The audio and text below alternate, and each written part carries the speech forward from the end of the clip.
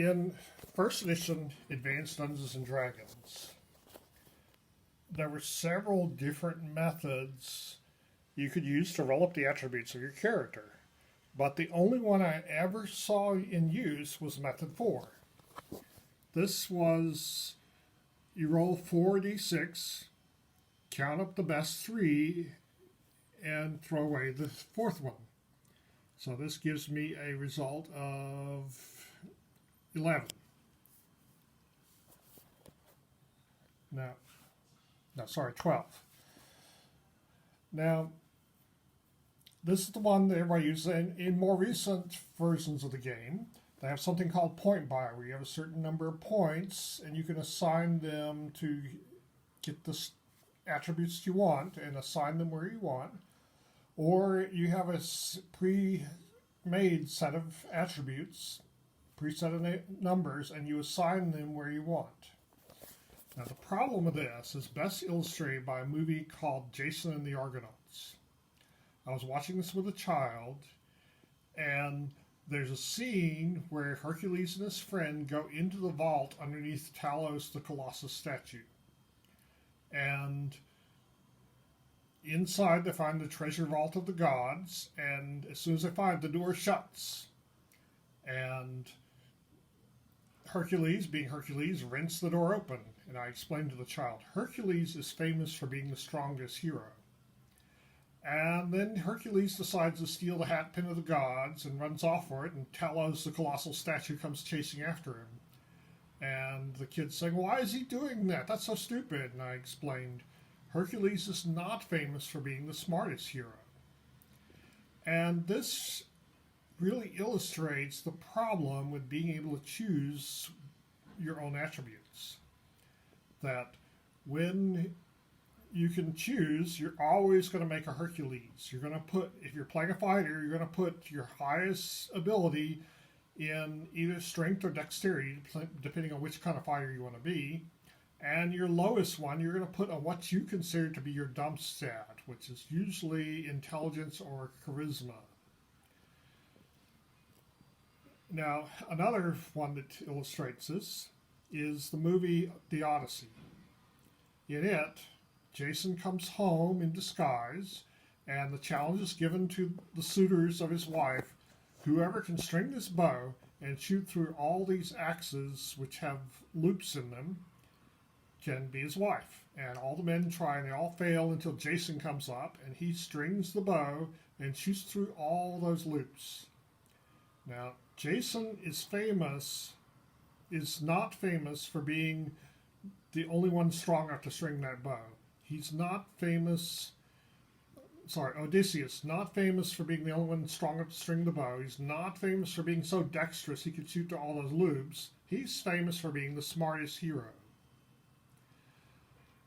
And, you know, if you're able to choose your attributes, you're never going to make an Odysseus. You'll always make a Hercules. Now, original D&D didn't have this problem because you rolled 3d6 in order and then decide what class you're going to be based on your numbers. And so you might have a magic user with a strength of 18, which will actually help you survive to reach higher level better than an 18 intelligence will. So, Lamentations of the Flame Princess, they do sort of a compromise where you roll 3d6 in order and you can switch two of them. So you can put your highest one on your favorite attribute, but you have to put the other one on some other, whatever number you took it off of. Now, that's kind of a compromise, but players like to have high numbers. They just do. They want to have high numbers on their attributes.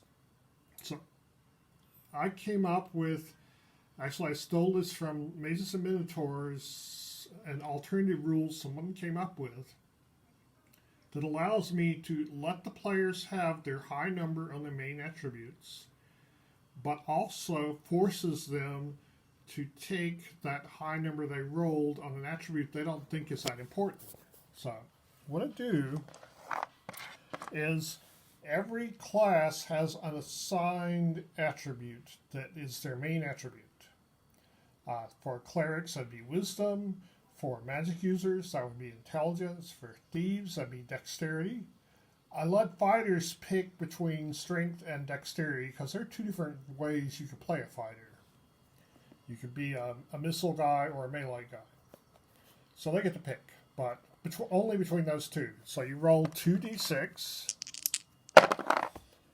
and keep the best one and add 12 to it. So there, that person has an 18. This will result in numbers ranging from 13 to 18 with an average of about 15, which players think is pretty good. Now, I also assign a secondary attribute for every class. So, for magic users, that'd be dexterity. For thieves, that'd be intelligence. I give it charisma to clerics because I think the local priests ought to be pretty charismatic. And for fighters, again, I let them choose between strength, dexterity, and constitution. That is their favored attribute. And for that, they roll 3d6, keep the best 2, and add 6 to it. So that's 13 this person has. And I let them do that again and pick any attribute they want. They can put that number on. So they get to do it again. And for the remaining 3, I make them roll 3d6 in order and place them where they fall. And I've already had the player ask, can I take my 18 off charisma and put it on strength or something like that. So yeah, so this allows the players to have their high attribute in what they consider to be their main score, but it also allows them the possibility of making an Odysseus, not a Hercules. So I just want to offer this out here for all of you who play various D&D placed games.